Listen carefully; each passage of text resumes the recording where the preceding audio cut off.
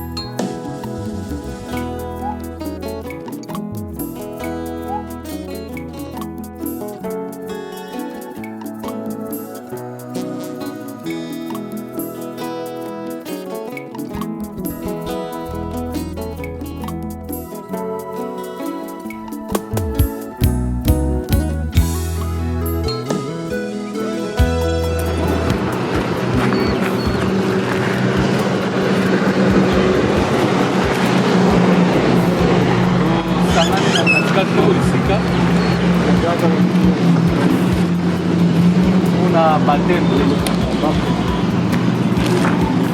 peut-être bato nyonso bayebi yango ndenge ezalelaka na ndenge maloba epesamaki à partir ya Eglise ke baptême eza prise ya conscience. That baptism is a way of awareness. Acte oyo tozokende kosala na mai, the act we are going to do in the water, eza acte moko eza spirituel. It's a spiritual act. Lolenge toza pe ensemble na l'homme de Dieu. And as we are here together with the men of God, vraiment eza grâce munene. The big grace that we have. Parce que eumeli moto na Nzambe asistaka suna ba baptême te. It's really hard for the men of God to assist here during the baptism. Mais pour la biso peut-être eza grâce tozwi na kata mboka États-Unis. But for us, it's a really big favor that we received here in the US. Yango wana tokokota na mai. That's why we are going to dive in the water. Mutu na mutu dispose motema na yo. Please may your heart be willing. Acte ozo sala na minute oyo. The act you are going to do right now. Ozo zwa nde engagement ya yo na Nzambe na yo. An engagement between you and your God. Amen. Peut-être papa azana maloba ko batisela biso. Maybe the man of God has a word for us. Apesa biso pe losambo pour na to kota na mai. Sasa on dit ma sacrifice ko quitter la brigade ko mati pa boso za na bongote so za na kondimate ko tala mote. Mais volonté on na courage on na détermination na kolo apambula bango. Thank you for your willingness, for your determination. We left the Las Vegas to make it here in the river. Even Jesus did the same thing. He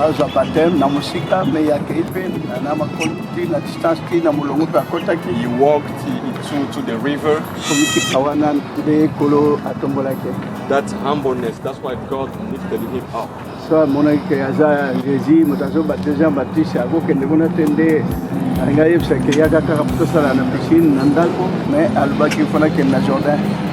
but Jesus would have chosen to do that at home or somewhere else, but he chose to go to the Jordan and be baptized.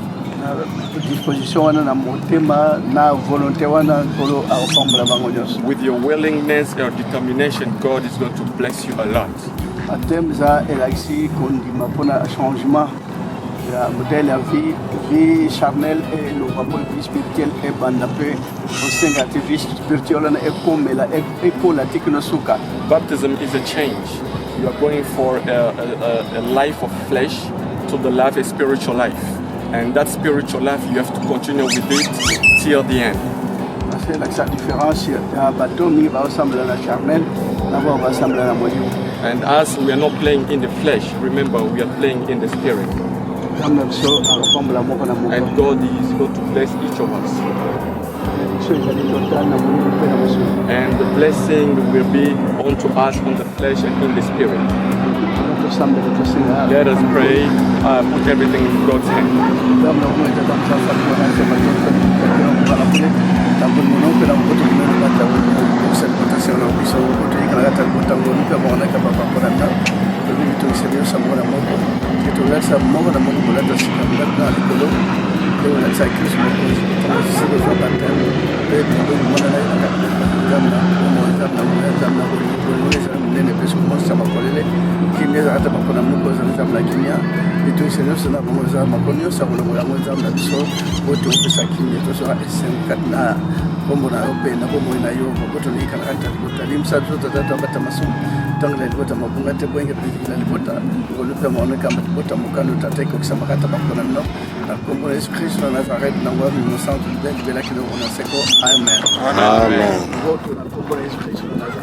Alléluia.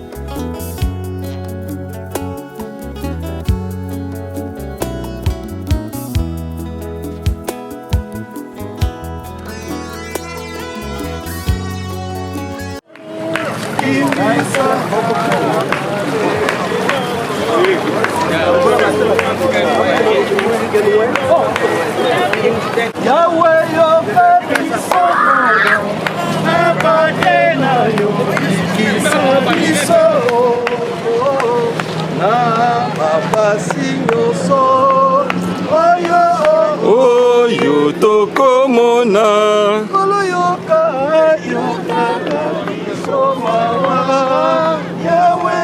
Yahweh Anguya Yemba emokonzi amabota nani yako zanga komemisa yokolo nani yako zanga kokumisa yokolo emokonzi. Nous baptisons nos frères au nom du Père. Il faut continuer na mai bien. Mutwezi ndamote Pascal.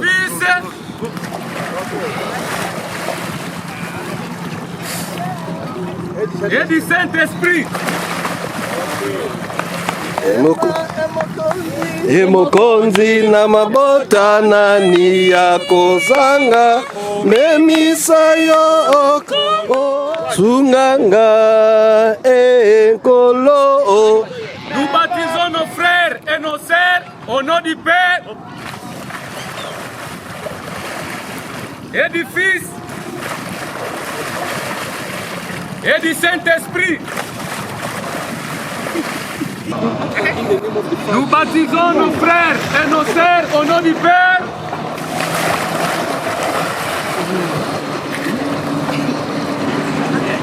et du Fils et du Saint-Esprit.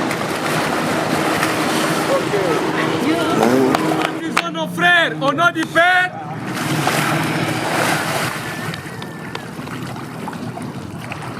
et du Fils, et du Saint-Esprit. Amen. Oh, nakolela.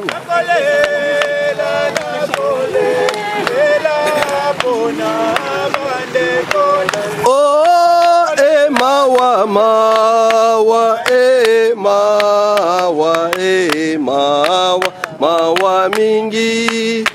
Mawa, mawa, mawa, mawa, mawa mingi. Mawa, mawa. Au nom du Père, et du Fils, et du Saint-Esprit. Amen. Wait, stand there. Stand there.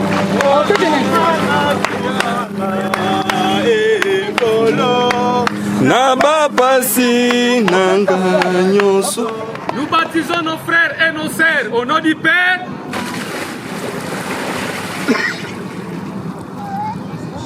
et du Fils, et du Saint-Esprit. Oh, kolo batela, batela na, wanana yo, na mabenyo soya mokili oyo, na sukana na mona lola. Nous baptisons nos frères et nos sœurs au nom du Père, et du Fils, et du Saint-Esprit. Na masumu nakobutwa sepa na yo, nakolela na yo butu pemo. Yokela ngai mwana na yo, oh, oh.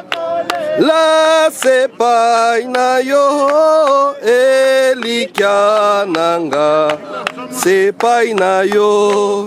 Nous baptisons nos frères et nos sœurs au nom du Père,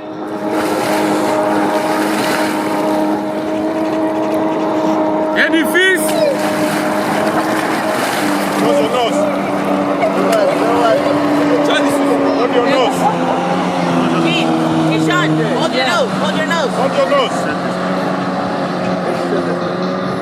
et du Saint-Esprit.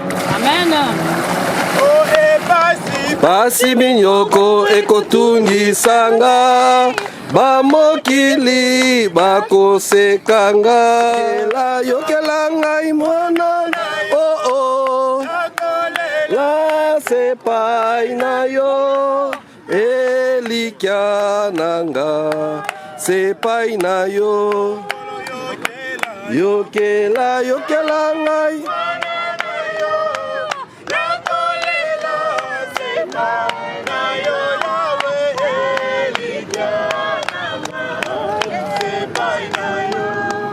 Nous baptisons nos frères au nom du Père,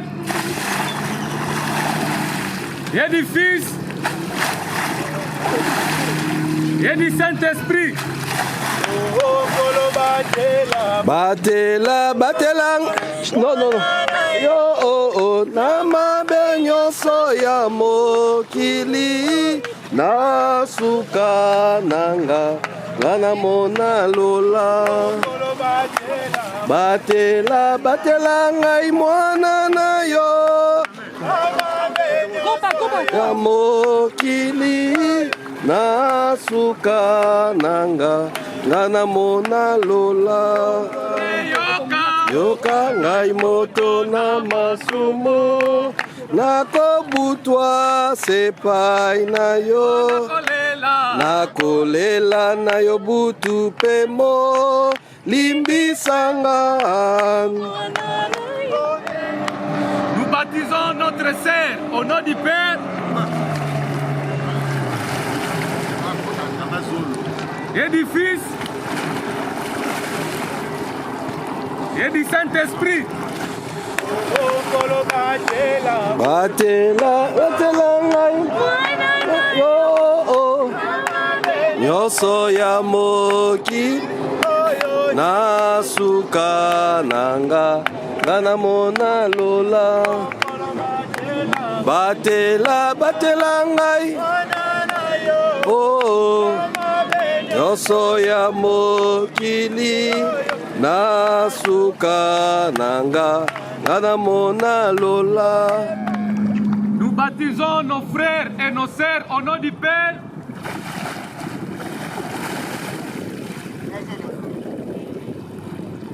et du Fils et du Saint-Esprit. Yawe wanebimaki yo na seili wanetambolaki yo longwa na mokili na edo oh mokili endinganaki pelikolo ekweyaki pe mapata matangisaki mai ngoma eningani oh liboso na Yahweh.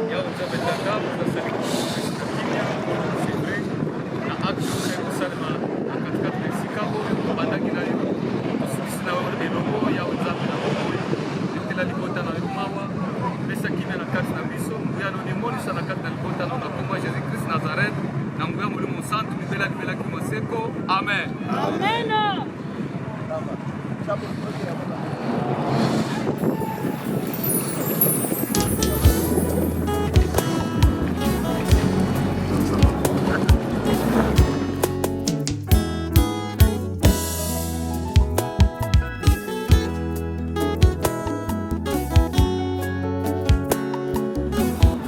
Non, personnellement, baptême et l'église à Kimia.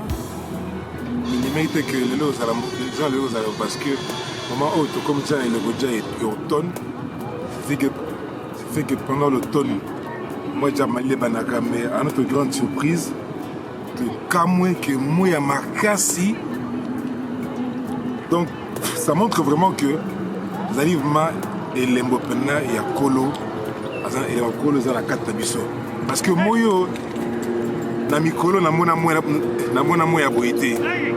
Donc ce qui a fait que prophète azali penda il y a solo penda za penda prophète il y a solo à solo. Na événement salami na moye ni boye. Ni yolba bingete.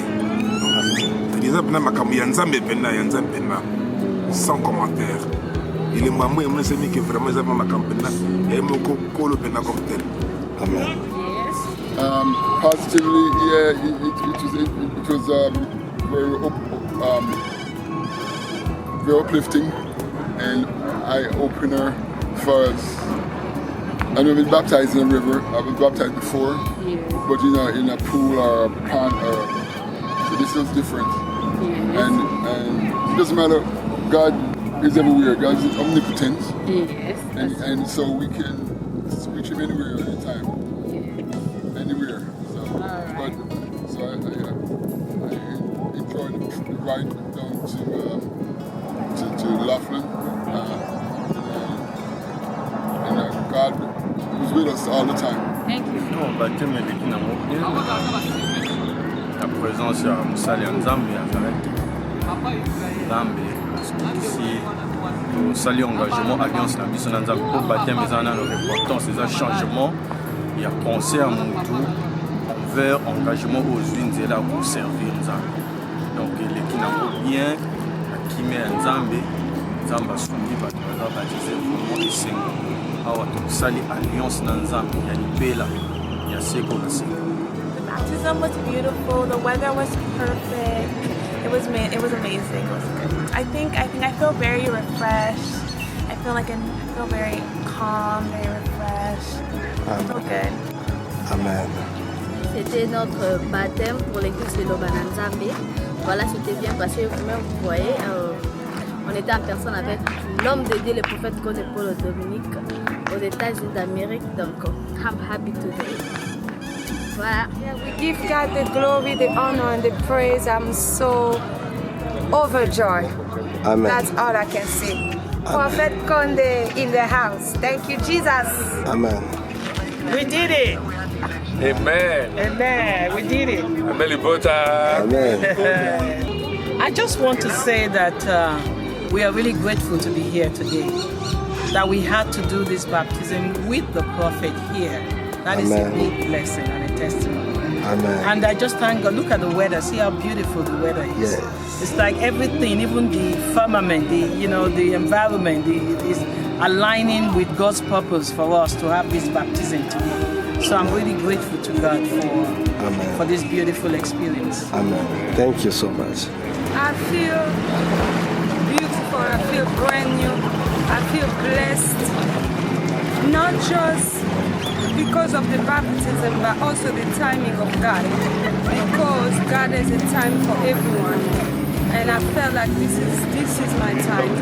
And to have the man of God presence here, Prophète Khonde Mpolo Dominique among us to orchestrate all this, and we are the first set of people in the U.S., which is also the country where I was born, and I got baptized in the USA. So I bless God. Thank you, Jesus. Thank you. Vraiment, amen libota ya mokili mobimba bisika nyonso bozali. Vraiment tosepeli mingi parce que na mokolo lelo tondimaki te kosalema awa na kati na mboka Las Vegas. Mais nkolo na bolingo na ye akokisi mokano na ye.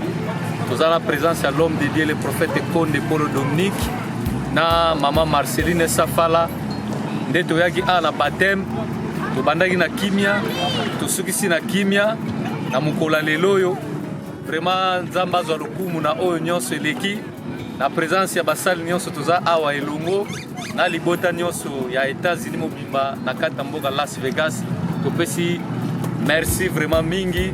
Liboso pa l'homme de Dieu na bolingo apesi biso na kati ya Liloba na bandeko na sacrifice balakisi na volonté ya kopusa na pembeni ya mai pe kozala baptisé. Vraiment topesi merci mingi na libota mobimba. Amen. Amen libota. Je suis parmi fidèles Oyope Basui baptême pour la première fois. En tout cas, ils sont makasi depuis Namba Liloba Lelondena. En tout cas, na zui baptême na commission Nzambe, to sepe makasi comme on a l'homme de Dieu na États-Unis spécialement, précisément à Las Vegas. En tout cas, ils sont makasi. Amen. Amen libota. Tabokini mobimba. We thank God for everything. I mean, we started well with the men of God, Prophète Khonde Dominique, with us in the United States, live in Arizona. Everything went well. Everybody got baptized. People got new. And we thank God. We thank everybody. And everything was just wonderful. And we thank God. I mean, that's what I have to say. Thank you and God bless. Amen. Libota Ben. Là, précisément à Las Vegas, dans l'État Nevada. Nous avons une cérémonie de baptême dans l'homme de Dieu. Donc, c'est tellement première fois que participer à baptême dans l'homme de Dieu. Donc, on est tellement dans la joie. On sort happy. Alors, on te remercie parce que l'équipe qui tombe pour la première baptême. Bye bye. See you.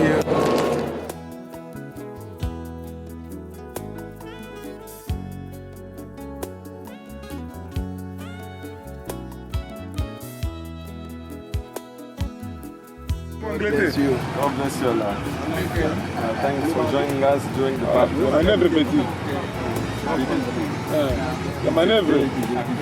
It's a big spiritual act, but God bless that you made it to join us. Even though we understand that you couldn't dive into the water. Thank you very much. Nice to meet you. You prophesying over there? What is that? You prophesying over there? No, you're just saying hi. Thank you for your visit. You are lovely for that. Thank you for joining us, Papa. Thank you so much. God bless. Have a safe trip home.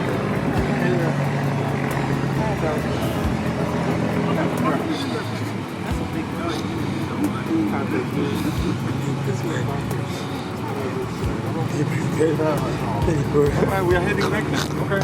Yeah, Just safe. And God bless you. Baptême eleki qui est kitoko, surtout de la grâce, toujours ma baptême, la présence de papa et Moko, le prophète Khonde qui a toujours baptême, et la grâce, toujours ma baptême, la mission, et puis si on a Nzambe, nous sommes tous les qui malamu, si on a tout le pour tous les mandats. Nzambe a le coup, nous sommes Eglise, dans le monde, nous sommes aux États-Unis, toujours baptême. C'était ma grâce. Alors, nous sommes baptême, la présence du prophète Khonde Dominique. Thank you, Jesus. Maramounion, c'est échangé. Amen. Amen. Merci, merci.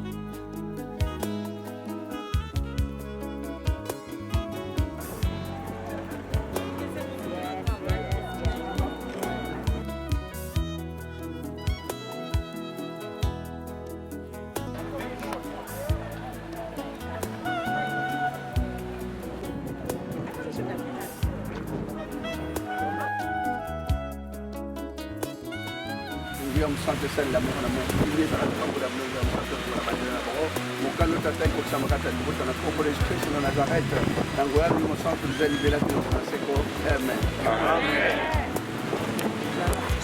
no word in the world no word every people can you what you want to go we go in the water to be afraid, not be afraid, okay? Okay. To be the courage, to be the love, to be the et le courage et l'amour. God want to bless everybody. Thank you very much. Salema kiloto mona isala yele aweyo oyemo ibato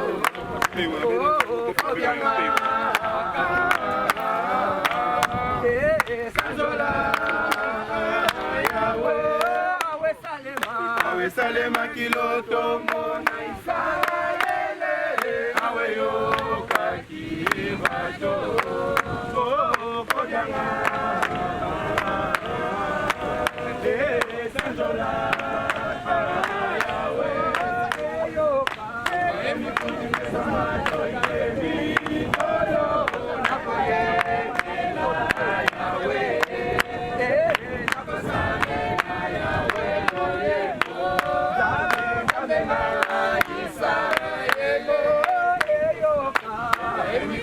Samato ipemi kolo nakoyembela yawe nakosala yawe loyeko Nzambe na esala ele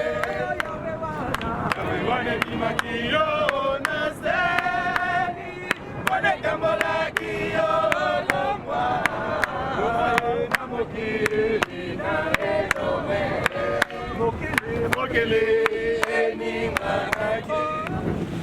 nous baptisons nos saints au nom du Père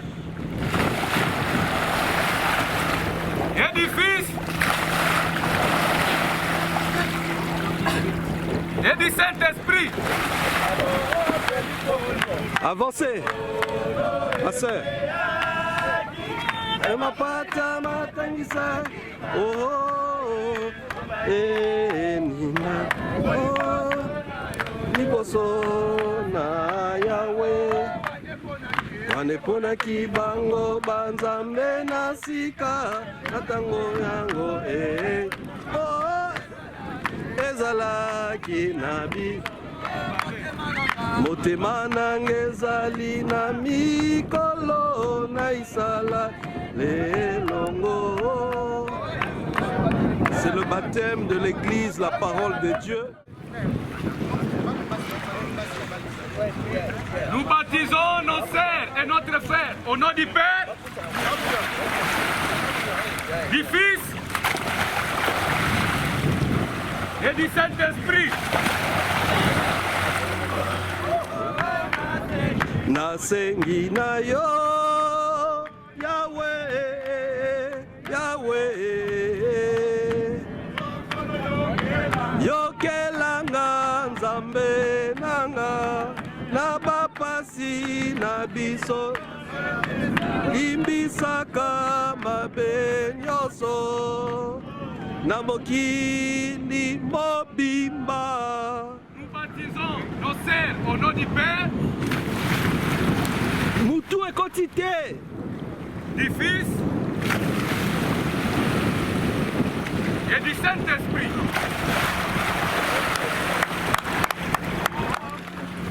Nous baptisons nos frères au nom du Père, du Fils et du Saint-Esprit.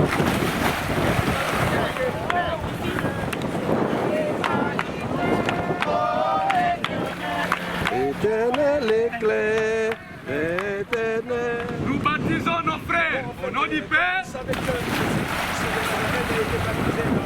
et du Fils et du Saint-Esprit.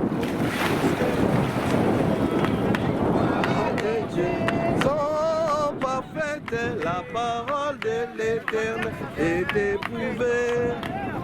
Les voies de Dieu sont parfaites, la parole de l'Éternel est éprouvée.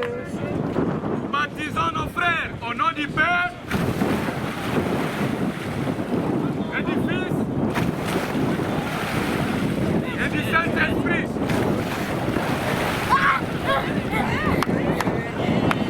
Un bouclier pour tous ceux qui se confient en lui. Il est Dieu. Ndeko aza na elamba pembe aza pasteur alongo musika mpona zwa baptême.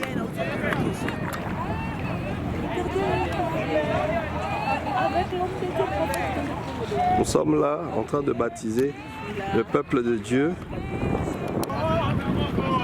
Namokolo yango okoloba ete nakotonda yo et Yahweh. Nous sommes là, famille de Dieu, en train de baptiser le peuple de Dieu au nom du Père, du Fils et du Saint-Esprit. Nous baptisons nos sœurs au nom du Père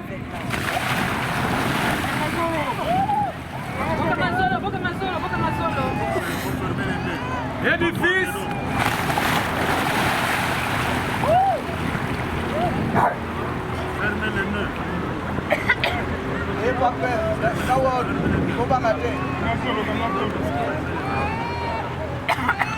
et du Saint-Esprit.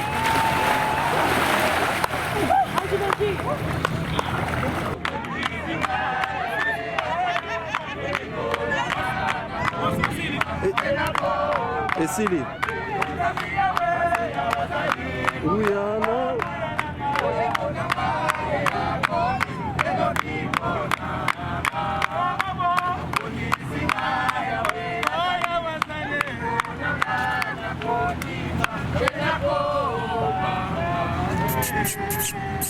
tozongisa matondi yawe nzambe tata mozosali kolo mopesi na kimia kolo matondi mayike mazonga na mbongano na mbule na bolingono monene osi kopesa makasi mpe osi kopesa mpiko mpe monene na kati na basali na yo na service nyonso eleki awa kolo tika ete kolo yo ozwa lokumu na kombo ya krist ya nazareth na mbwa molimo santu libela libelaki maseko amen amen.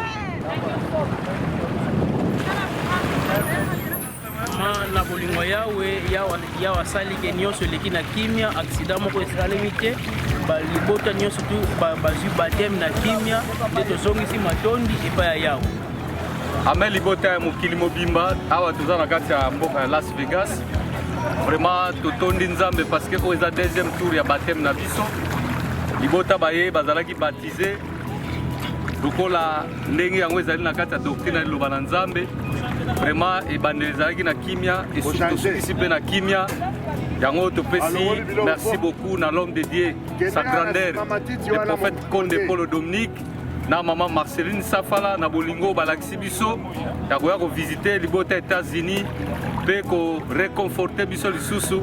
Yango wana topesi merci, pe merci na bandeko nyonso oyo ba participer na kati ya baptême, tika ete nkolo azwa lokumu, pe nyonso eleka na kimia, lobi tokozala na Sainte-Seine. Vraiment mokili mobimba topesi mbote na bandeko nyonso ya Liloba baza partout bazolanda biso. Yawe abatela bino, merci beaucoup. Amen, libota na Kristo. En tout cas, topesi merci na mutu na Nzambe na mama ndenge ba participer baye ko accompagner biso na kati ya baptême ya Liloba na Nzambe parce que lobi toza un événement au tobengi Sainte-Seine et sengaki mutu nyonso aza baptisé na Liloba te azwa baptême ya Liloba oyo Christ atikaki. Yango to remercier bato nyonso ba participer, bato nyonso ba accompagner biso mokili mobimba olandi ba image. Yango wana to remercier. Vou falar também português porque os que estão em Angola também vão poder seguir. Nós estamos aqui nos Estados Unidos. Então estamos aqui a ser batizados, quer dizer, batizamos os que não foram batizados na Igreja Palavra de Deus. Agradecemos ao homem de Deus e a sua esposa, Mamãe Safala, por ter nos acompanhado aqui nesse estado que estamos aqui em Las Vegas e estamos aqui em Arizona e batizando os que nunca foram batizados dentro da Igreja Palavra de Deus. Agradecemos o mundo inteiro e todos os crentes da Palavra de Deus. Amanhã vamos celebrar a Santa Ceia. Obrigado para todos. Amen. We are here in Las Vegas. This is our first. This is a second baptism. We did the first one, and then this one is the second one. And tomorrow we're gonna have our first Last Supper in Las Vegas. So we thank God for everything. Just yeah, everything went well. There were no problems, and everyone is now born again. So we thank our Lord. Thank you.